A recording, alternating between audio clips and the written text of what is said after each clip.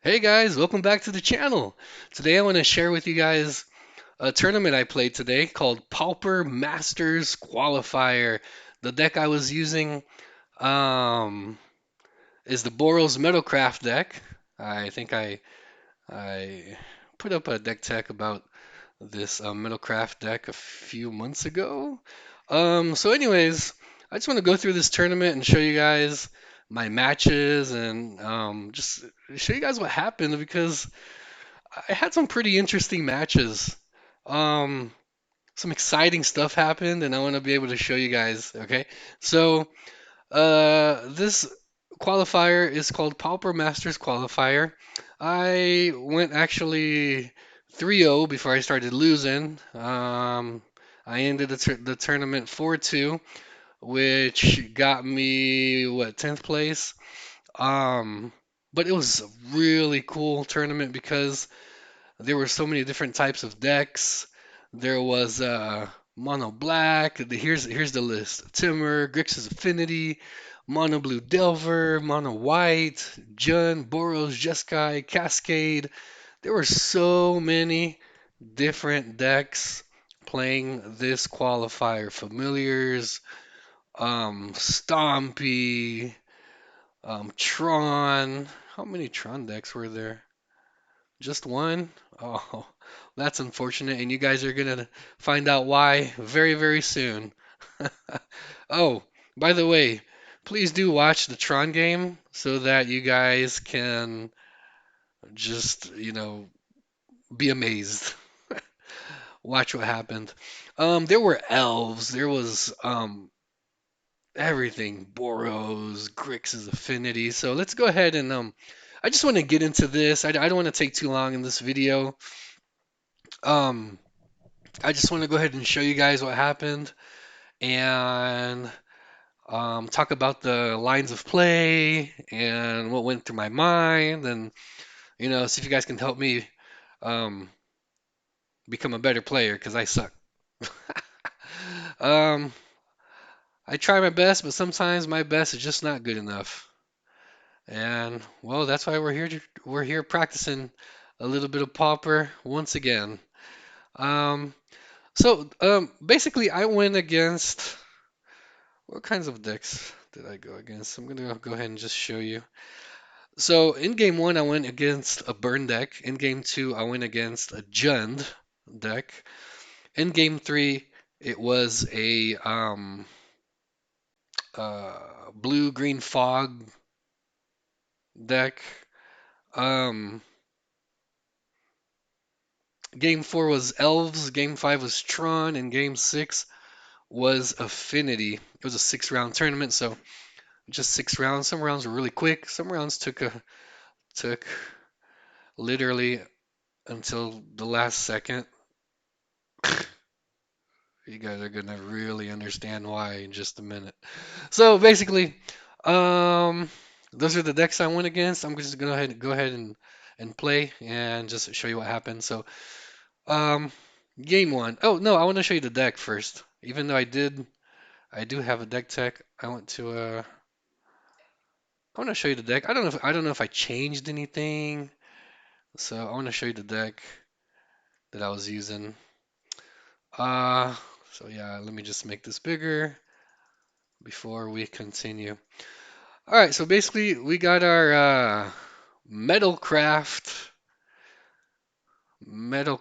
deck with where's the hold on guys, I want to show you guys the how do I mm, yeah, I want no, I want to show you guys the card. Oh crap. Okay, what am I doing? Where are you? Okay.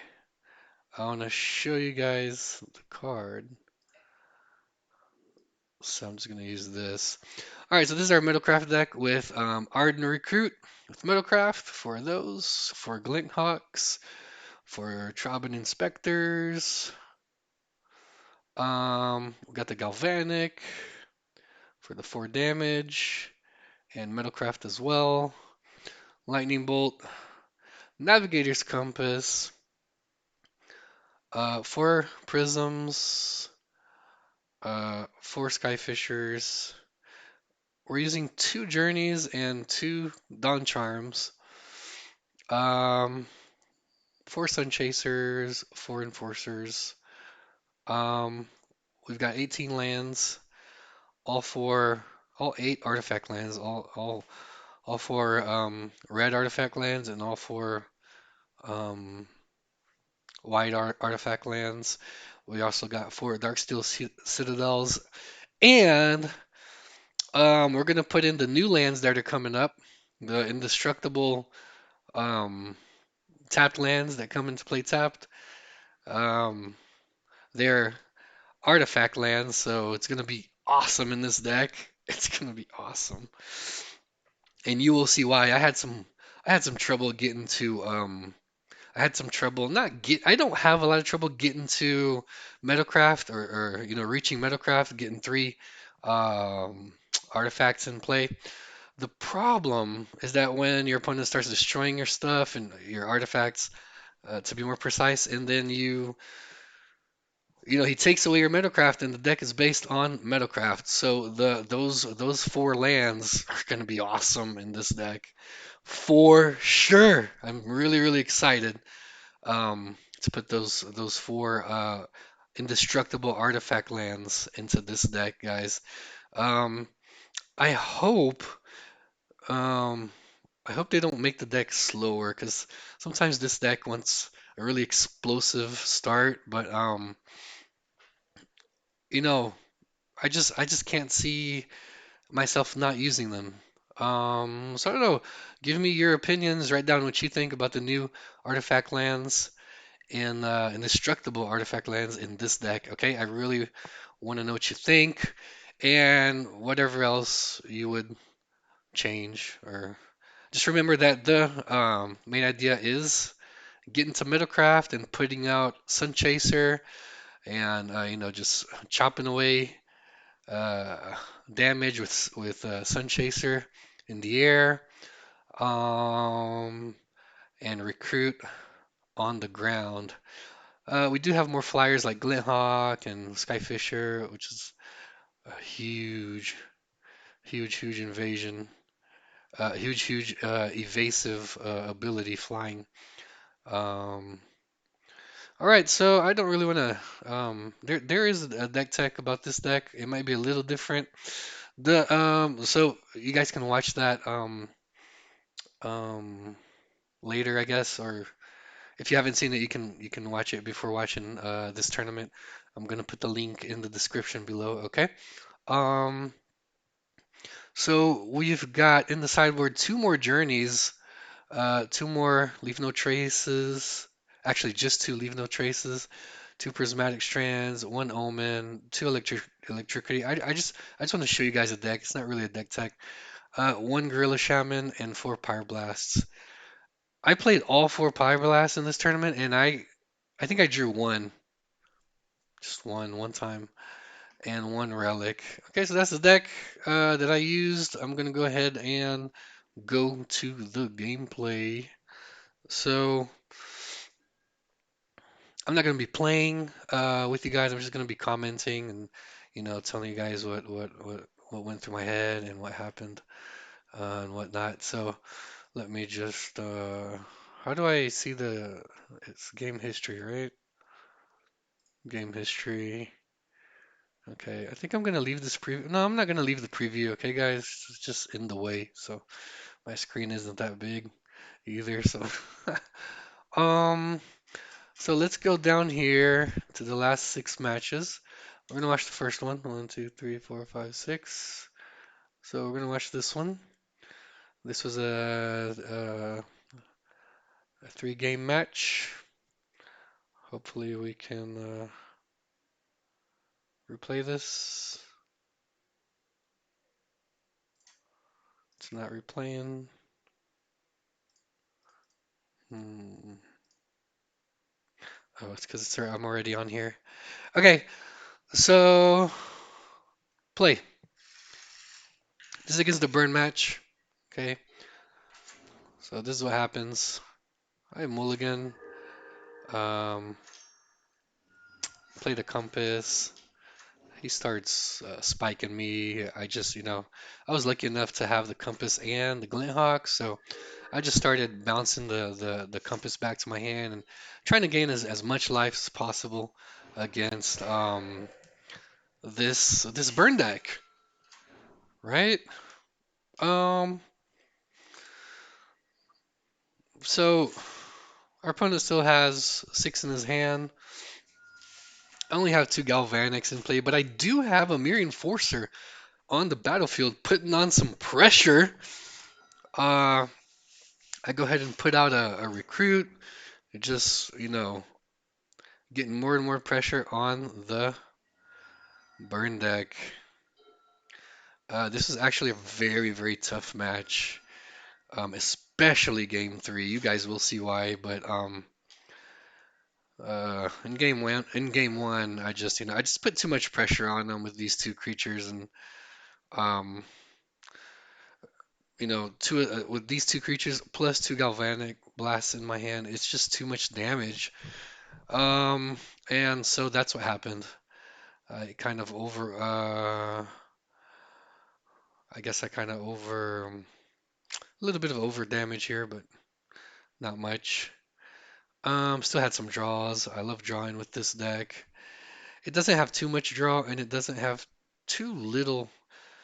It doesn't have too little draws. I mean, um, I think the draws are just right. I mean, I'd love to be drawing more cards, but I'd like to be doing more than just drawing. If there was a card that I could maybe draw and do something else, you know what I mean? Like with the prism, where I can fix my mana and stuff. Um, so this deck, the curve is just two, so maximum three. I think I only have two prismatic strands in the sideboard. So let's take a look at the sideboard. Um, I put in two prismatic strands against this burn deck. We already have the charms and everything, and we're leaning towards more we're leaning towards more of preventing damage than gaining life. I didn't actually find any room for the lone missionary in here. I did have one, but I ended up just sticking with this. Um, so yeah, all I did was put two prismatic strands. I think I didn't do anything else. Although at at the time I did regret not putting in some Journey to Nowheres. I thought about putting in Leave No Trace because of Curse, but all I did was put in prismatic strands, if I remember correctly. Okay, so let's see game two. Where's game two at? Two, three, four, five, six. Let's try to see game two, guys. Okay, so game two popped up. Here we go. So I kept this hand, even though I did not have anything against burn. It's not a bad hand. I got some creatures, I got some pressure to put on him, but I think he was just too fast. So he blazed my creature for one. I ended up putting another one into play. Um, I really don't mind putting the recruit or the Sun Chaser into play as a 1/1. Um, as long as I don't expect my opponent to kill them with like a -1/-1 spell or something like that. Unfortunately, he did have a Searing Blaze, so I couldn't do much about that. I'm getting smashed to smithereens here. Um, and so I'm already down to 8 because of that. But like I said, I don't mind putting them out as a 1/1 because whenever I put an artifact in play, I want to be able to attack. You know what I mean? I want to be able to attack as soon as possible. That's what you want to do with this deck. You want to be able to attack with the Metalcraft creatures as soon as possible. He just burned me out. There was nothing I could do. I mean, I played creatures, but that's all I did.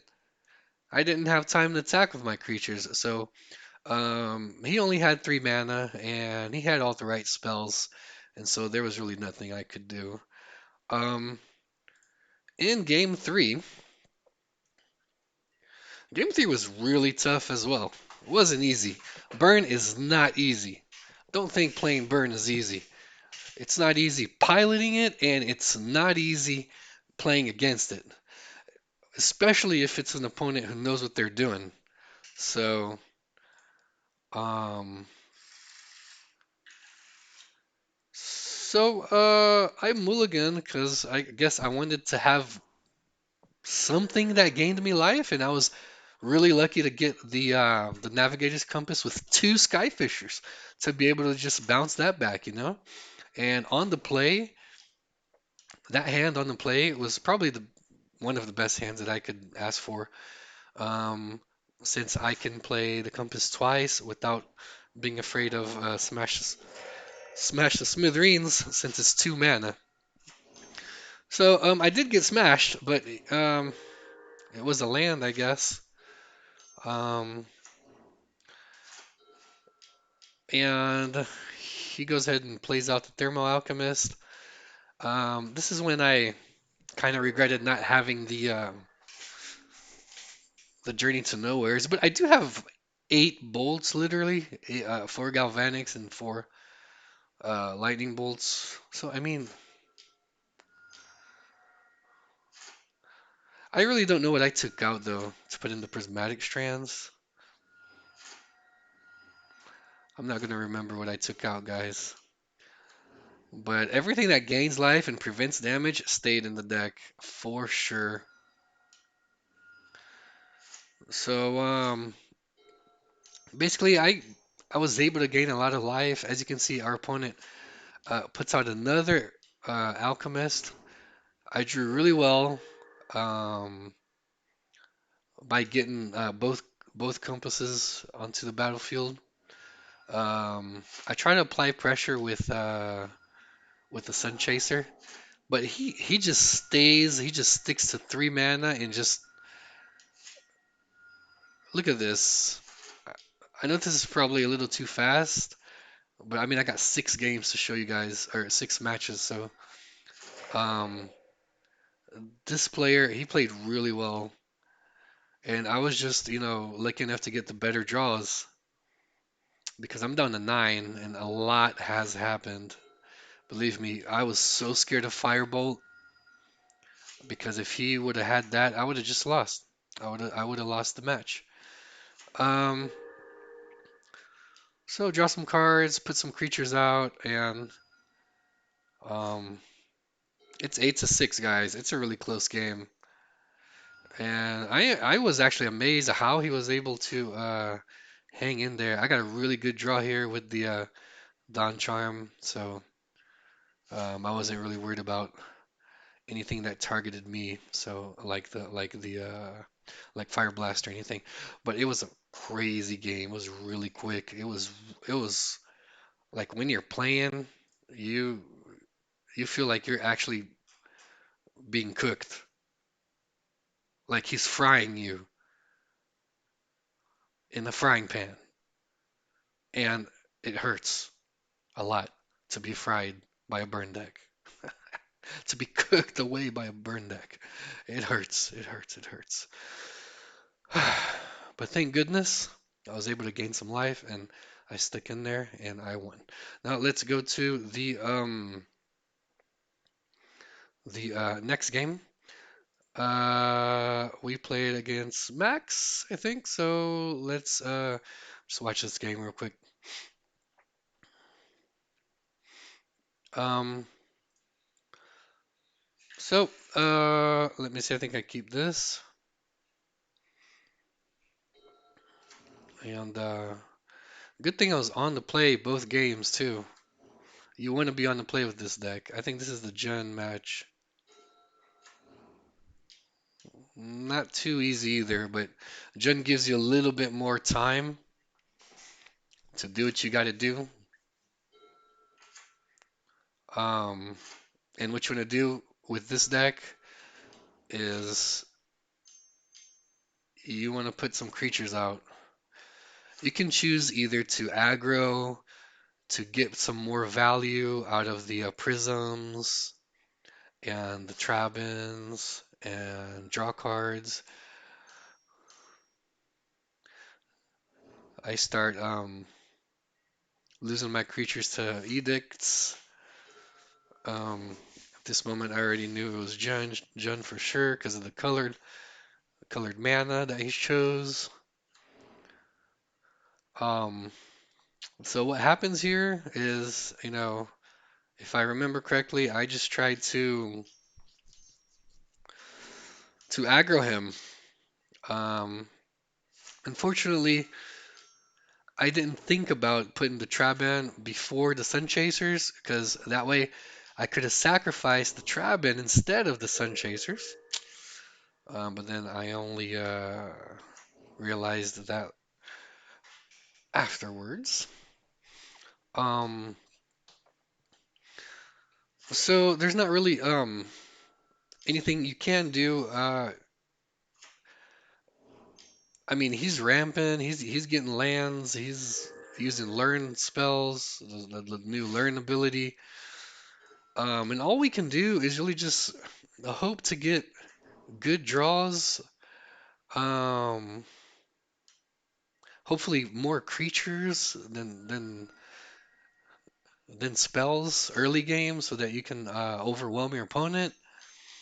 The spells do come in handy late game though to deal that last bit of damage. So he plays boarding party. I kept up my bolt. I really don't remember. Okay, yeah, I get rid of that. You really want to actually use your spell damage at your opponent's face at the last moment. But sometimes you just gotta kill a 6/3 with haste and cascade. It's just too much damage. Got my Dawn Charm in case I need it. I did have prismatic strands in the main deck, um, but I put it into the side. I put it in the sideboard, um, so I could use the. I'm trying kind of testing out the Dawn Charms.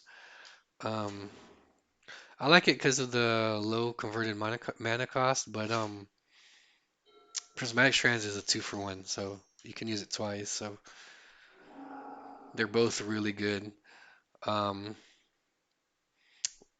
One of the reasons why I use Dawn Charm is because it protects your creatures as well. So if you protect an enforcer, or if you um regenerate, right? It regenerates. If you regenerate an enforcer or a sun chaser, that's still pressure you're applying to your opponent. So that's why I used it. I was using Apostle's Blessing, which is really cool because it also protects your artifacts. But it that's all it does. I mean, you can use the regeneration effect to protect your creatures, or you can use the counter spell ability on the Dawn Charm to counter anything that's targeting you, right? Plus, you can prevent combat damage if you need one more turn. I f- I know I found it more useful, you know. So I ended up winning game one here against Jund. Let's see what happened in game two.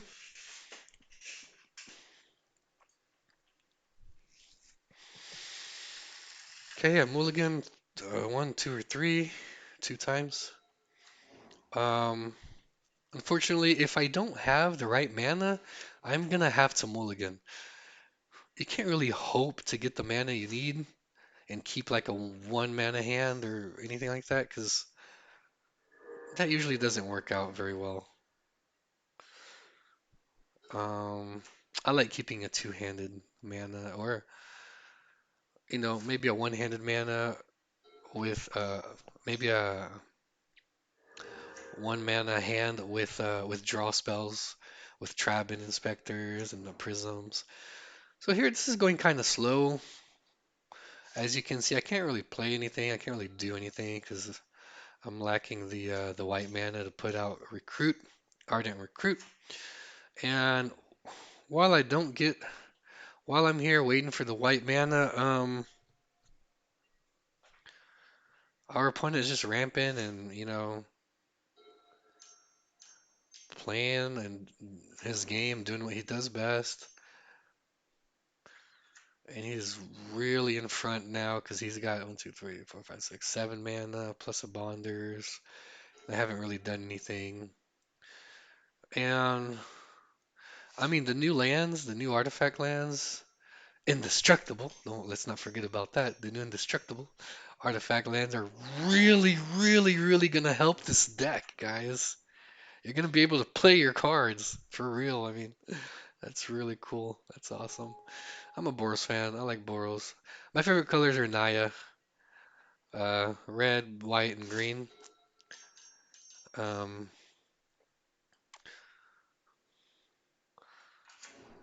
so here we go. He puts a 4/4 out. He attacks with the 6/3. There's not really much I can do except take this.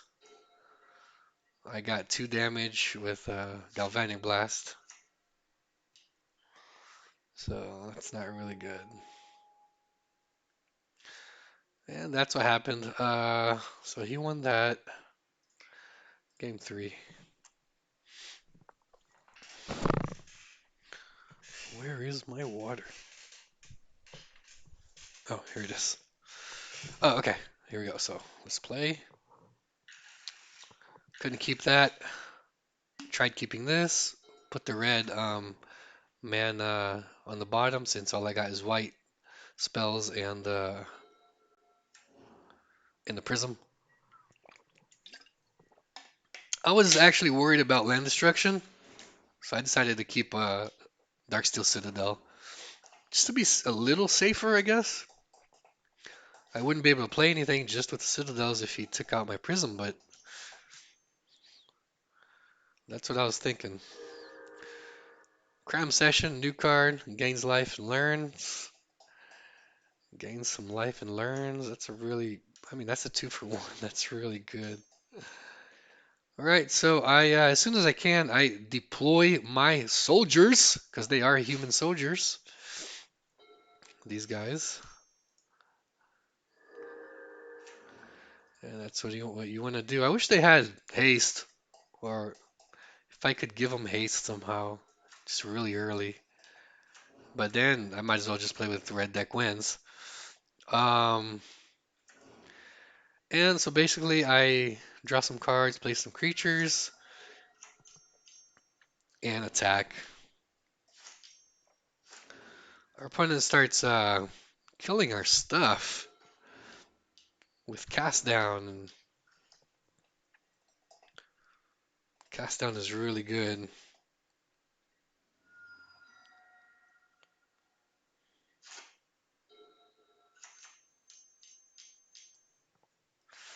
He gets another boarding party in play. I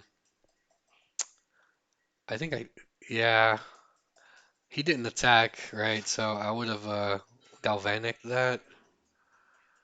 So, but yeah,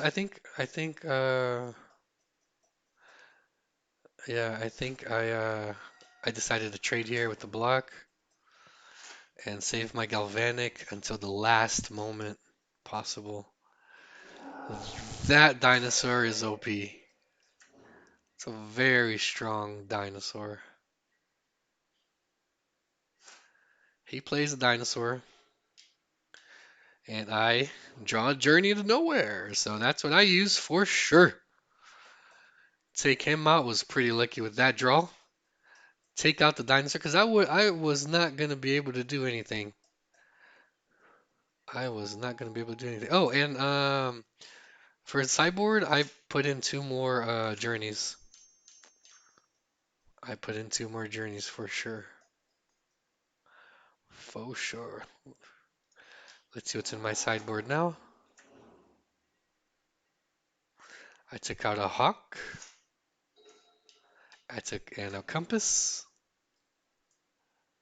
And I put in two journeys.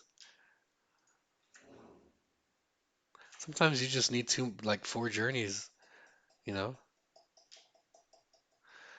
They're not good against decks that go wide though, because I mean Dawn Charm is way better because you have the prevent combat damage. If you get like I forgot the name of that deck with all those little creatures that sacrifice and each one has an ability.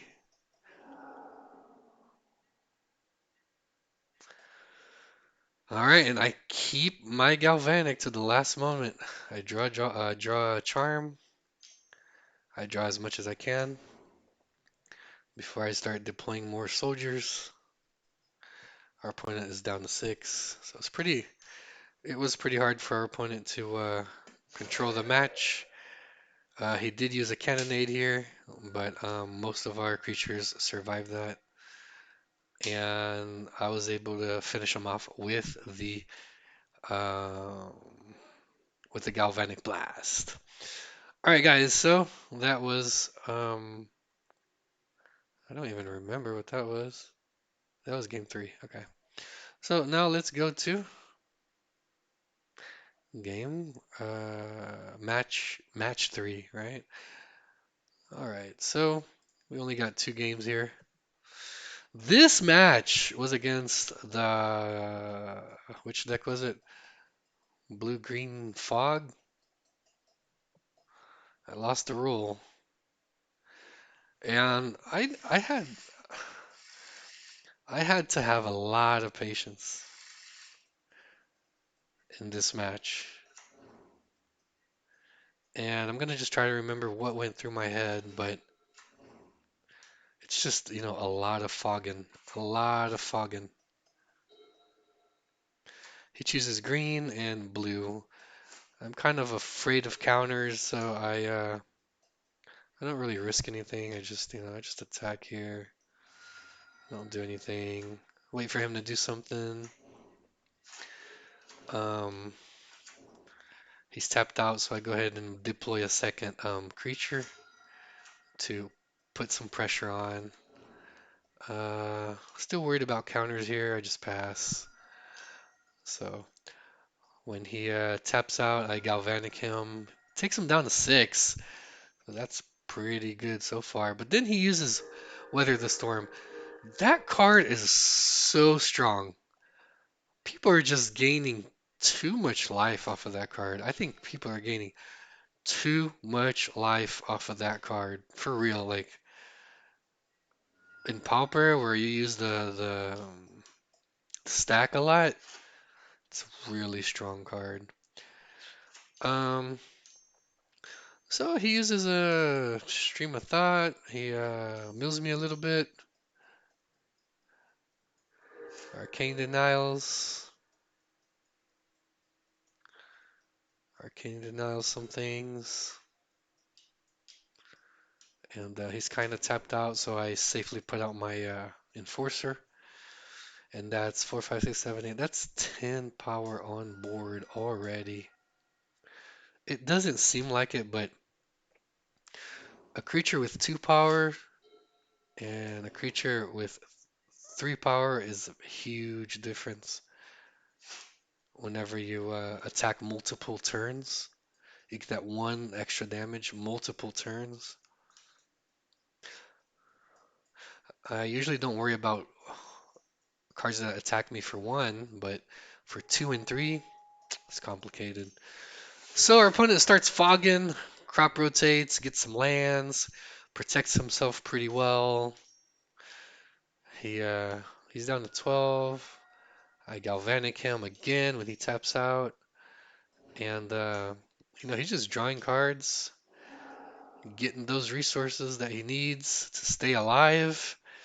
And sometimes during this match, I remember that I attacked with 1 or 2 creatures, like now because of the entangle or something. Let me see.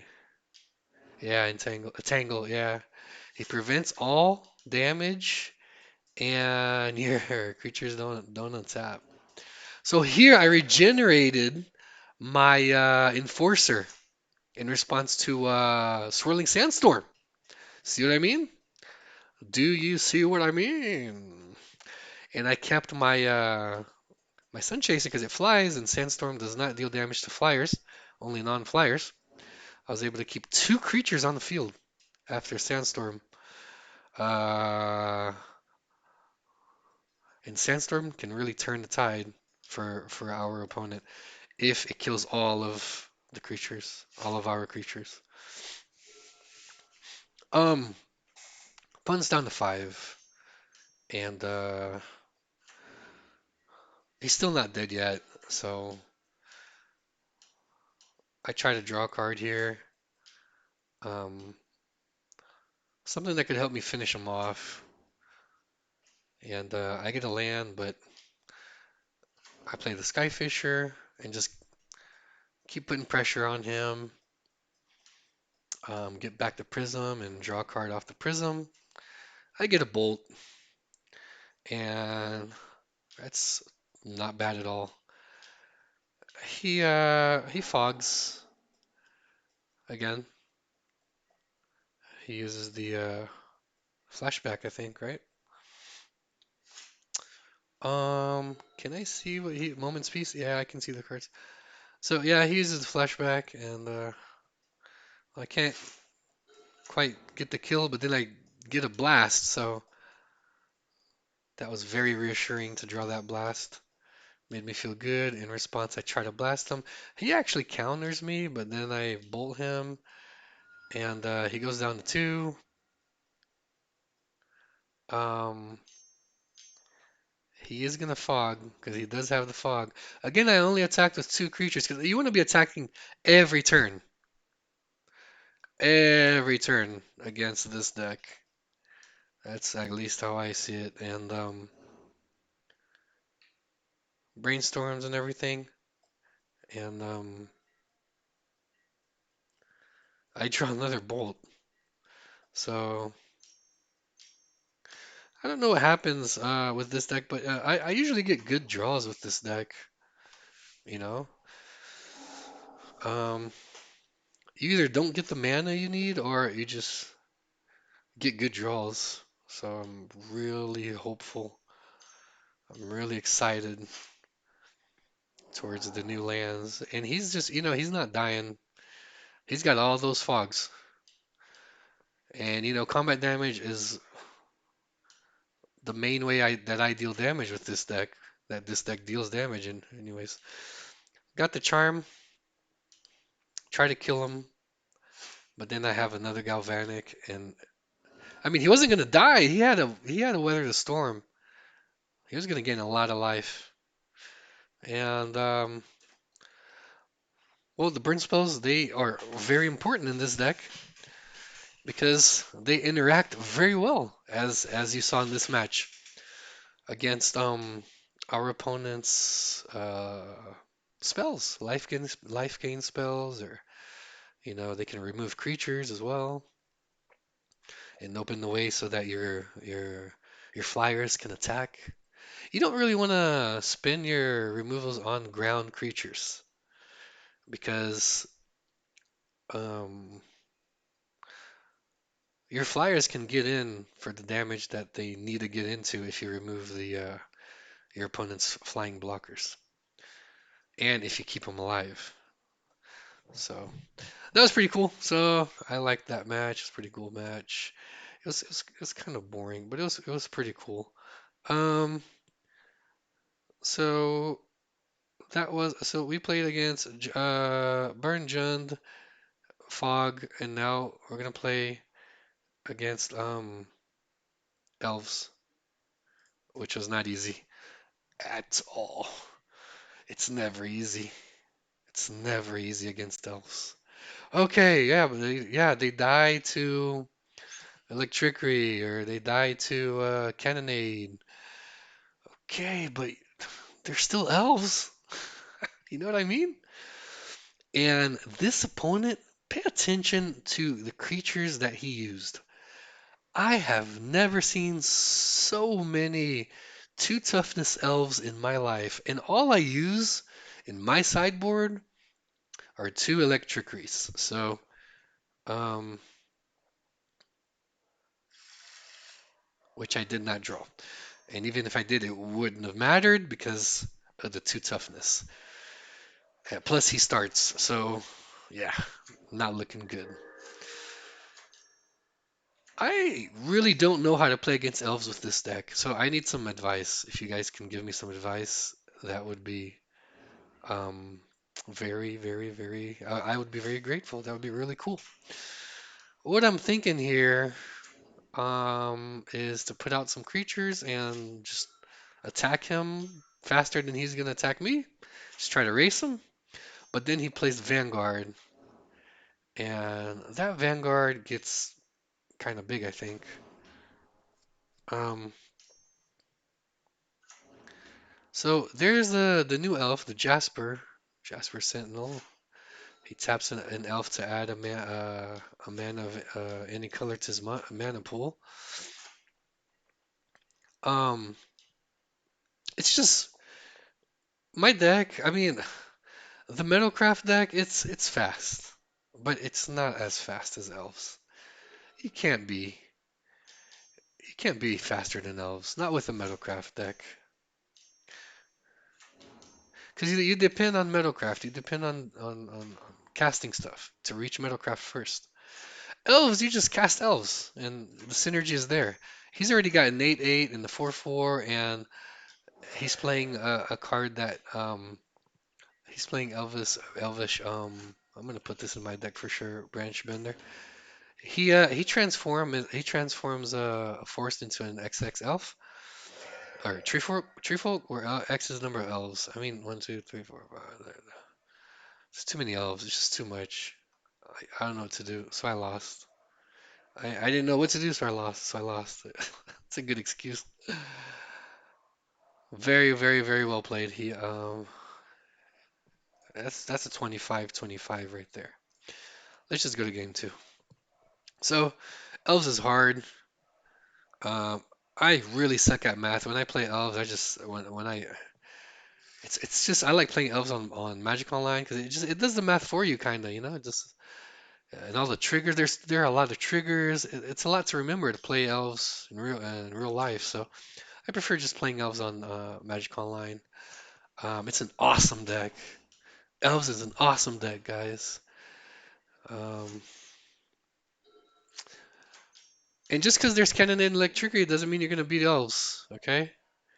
They have splash for blue, and they will counter your red stuff for sure. Black is probably the best color against elves. If you don't have black in your deck, elves is gonna be hard to beat. Um, Same old strategy. Deploy our creatures. Try to deal some damage as fast as possible, and then finish off our opponent with our burn spells. Um,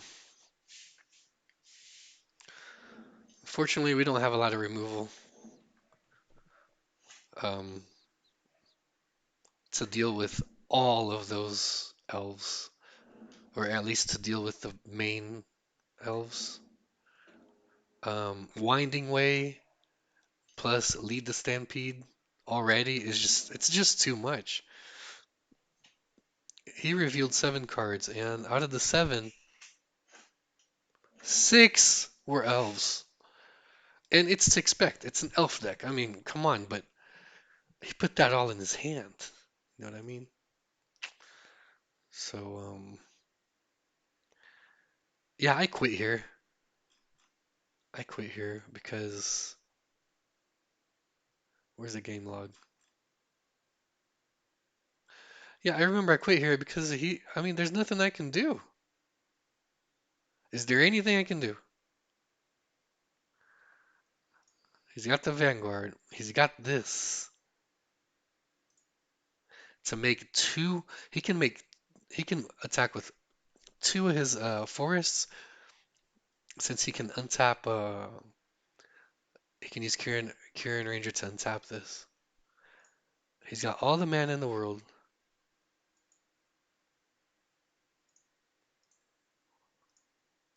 I don't know if I quit too early, but I conceded to the elves. Okay, so that was match four? No, five, right? Four. Match five. No, that was match four. Four. Okay. My math sucks. My math and my geography sucks. That's why I'm an English teacher. Um, so we played against Emmerich. Let's see what happened here. After we lost to Elves, we played against Emmerich. And Emmerich, if I'm not mistaken, is using Tron. Not an easy match. Nothing I could do except try to work the clock. And that's what I did until the last second when I forgot to bolt my opponent.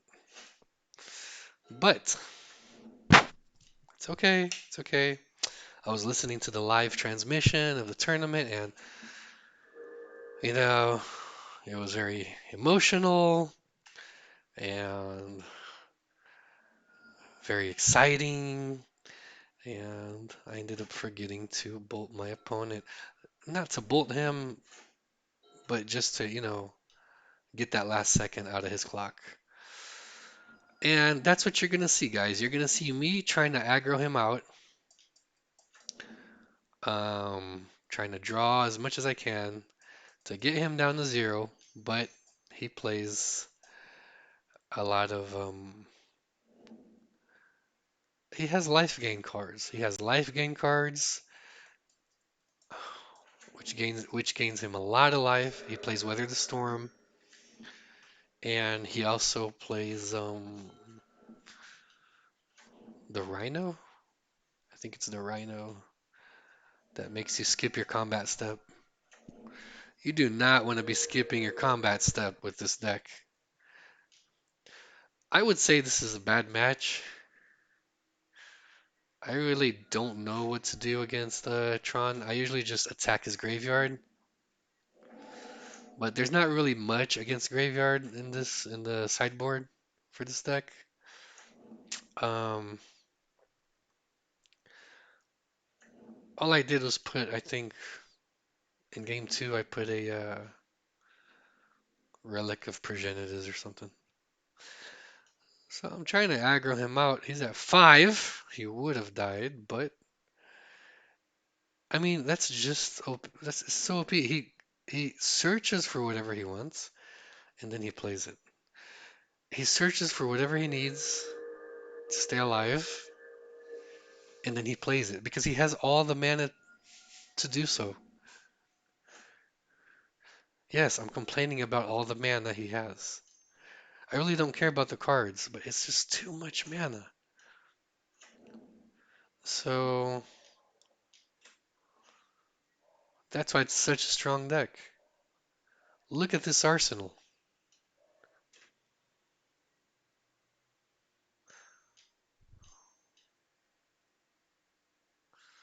I attack. He he does the same thing. He does the same thing. He teaches for Moment's Peace.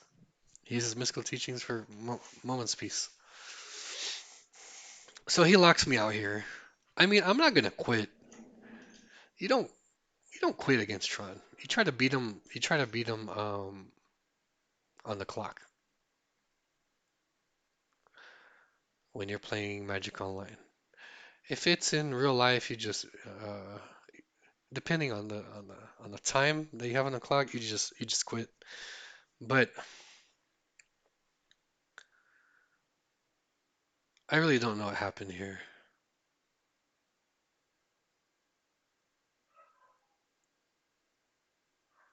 So I don't know if it froze. Not sure.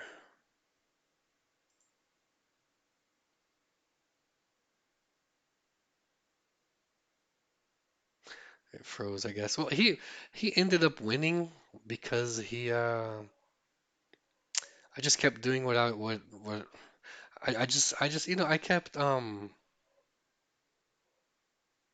I was just trying to stay alive so that I could use up his clock. And he yeah, here I passed the turn.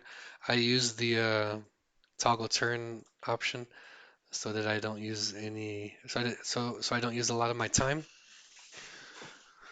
And what happens here? He ends up rolling thundering me to 0. So I don't know what happened. Let's try to replay. Let's replay game 2. So he beats me with the rolling thunder in game 1. Oh crap! That's not what I click. Okay, so in game 2,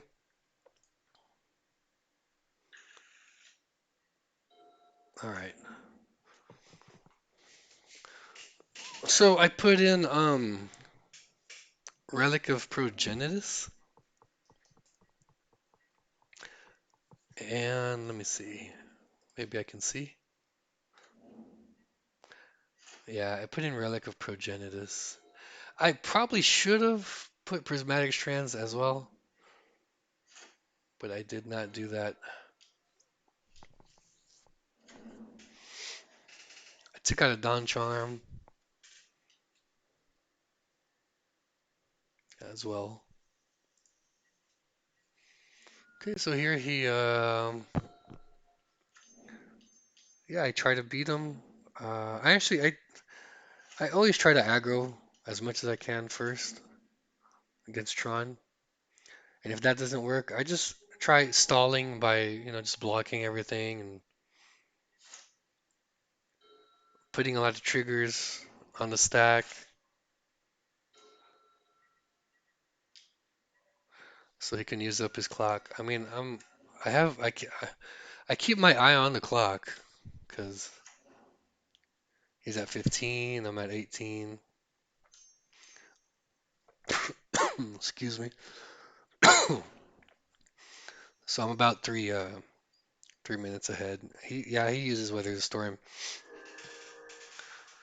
It's really hard because he gains a lot of life. So the deck is very defensive. It has a really good defense. So he just um,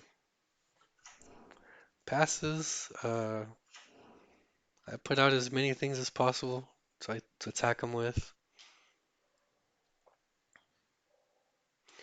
but it's hard.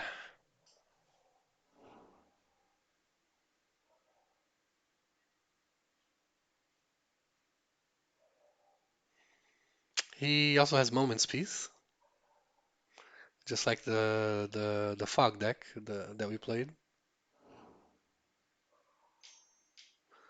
So it's really hard to get the damage through with combat damage.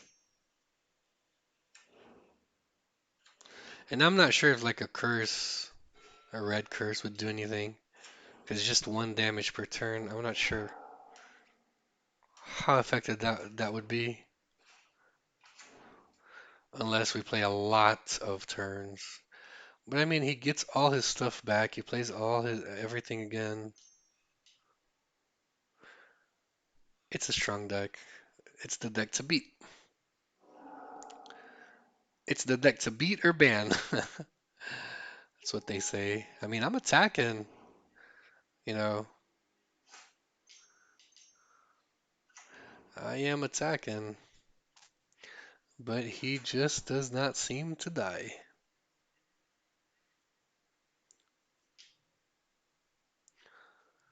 So he starts aggroing a little bit. That's fine. 2 damage is takeable at 20.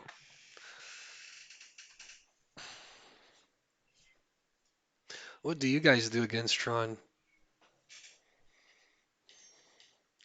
I like attacking their grave.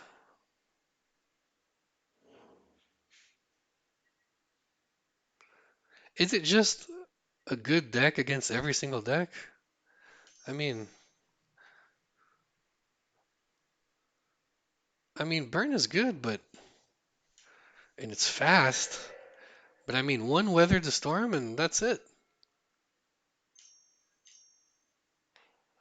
Do you guys think Tron has the highest power level of cards? I mean, look at that Pulse of Miraza. I mean, Pulse of Miraza gets you a creature back or a land, which is perfect for Tron. And you gain 6 life. I mean, what is happening?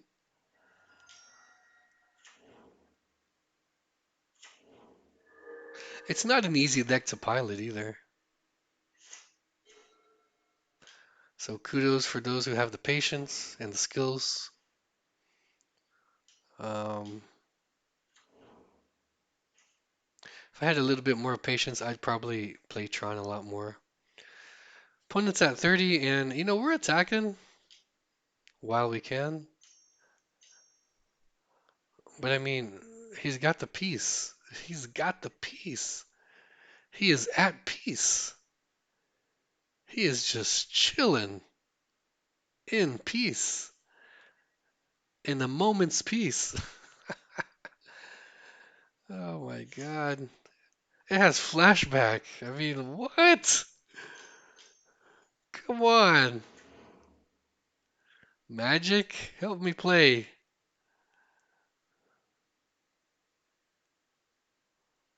Who hasn't complained about a Tron deck in their life? Please raise their hand. God, it's unbeatable, man. I want you guys to comment what you guys do against Tron. We got to do something. The graveyard recursion is insane. I really don't know what's happening here. So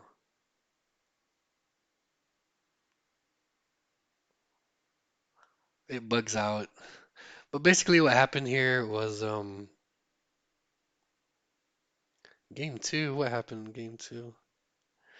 I took him down to 3 minutes on the clock. That's what happened. And I ended up winning because you see, I have the relic, and I used it at the right moment, so he couldn't get his stuff back. Um, as soon as he used the Ghostly Flicker, I think it was now. No, not now, but I think the next turn. As soon as he used it, I uh, I exiled his graveyard, and that's how I won because I got rid of his resources in his grave. Um, but he conceded at I think 3 minutes or something. Not more than 3 minutes, I think. And then on game three, I think you guys can even see his clock. Let me see. Let's see. Yeah, he's at 3 minutes, and I had some bad mulligans. And so what happened here was he was at 3 minutes, and I was just playing my game, trying to put some stuff out and attack, I guess. I don't know. I don't know what happened in this game.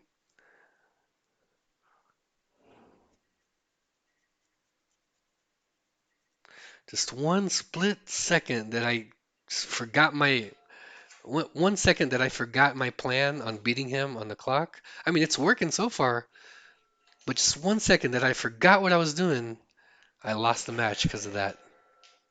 Because I forgot what I was doing. You gotta. So what I learned was that you gotta stick to your game plan. Stick to it. Don't think about anything else. Just stick to your plan. No distractions.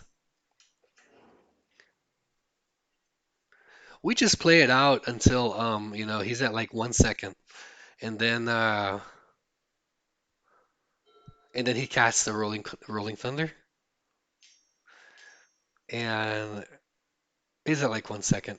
And instead of responding with my bolt, um, I lose the match because I let the rolling thunder resolve. God, oh, so annoying. I have to live with that, you know? And that's okay. I mean, we learn with our mistakes, you know? You got to learn with your mistakes. That's magic.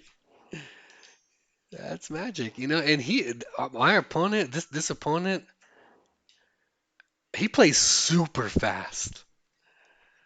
I don't know why his clock was so low. He plays super fast. I guess it's just because Tron takes a while to win. But I mean, he plays super fast. I'm very grateful. I'm really happy and thankful for playing against this opponent because he was a very good opponent. And I learned I think I learned in this match against Tron against I think what I learned in this match against Tron is more than I knew about Tron until now. Okay? I learned a lot.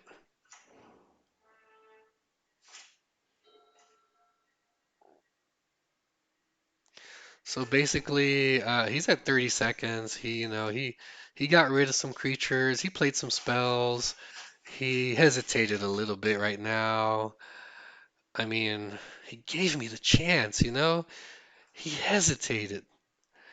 He hesitated with so little time on the clock. He hesitated that turn. That gave me so much time.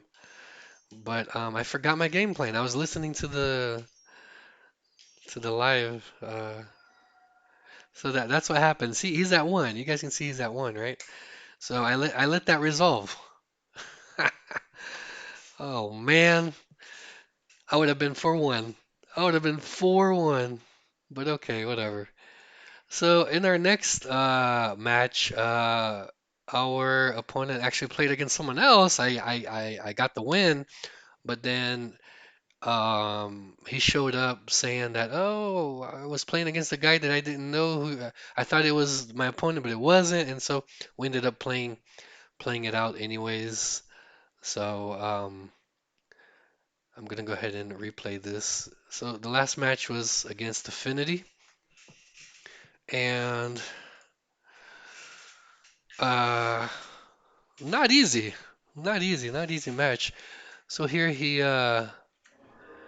says he says thank you or whatever, and we just played it out fair and square. You know what I mean? Let me just pause this real quick. Okay, let me just pause that real quick. Okay, yeah. All right, so affinity, right? I came out with a really explosive hand, so what I did was um, get the affinity up, affinity for artifacts up, so that I could deploy the enforcers, the mirror enforcers, as soon as possible. And I already hit them once for 3. Here I play the prism and then my 2 enforcers, which is just too much pressure. If you do this one turn earlier than your opponent, you're more likely to win, depending on the deck that you're playing against, of course. And while he's drawing cards with Thoughtcast, I'm deploying creatures. I am putting out the creatures. He goes ahead and just says, "Okay, I'll block here. I'll take that." And he's already down to 6, guys. He's got what, 2 mana and then a Tog. I'm counting his artifacts and I'm thinking, yeah, he can't kill me yet. I mean, I'm at 23. I have a blocker. So he puts out 3 enforcers. I think really hard before my next turn, and I end up just I draw nothing and I try to draw something, and try to draw something else, and I couldn't get a bolt or anything to finish him off. So I just attack with the flyers. No need to win now. So I thought about attacking with everything, but I didn't because he could have just, won on his turn if I had no defense, if I had nothing to block with. So he draws more cards, he plays more creatures, he attacks, and I block, so there's no way he's getting through with the um the attack. And I was going to block with